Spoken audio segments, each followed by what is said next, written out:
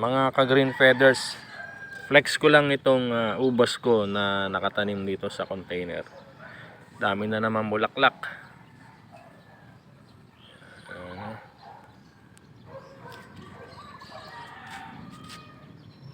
Sana wag kainin ng mga ibon. Nakain kasi ng ibon yung mga dahon kasama yung mga bulaklak. Meron pa rito sa baba. Yun, oh.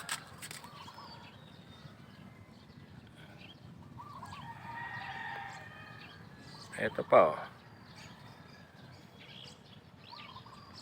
Kaya naglagay ako nito para kahit papano mabugaw sila.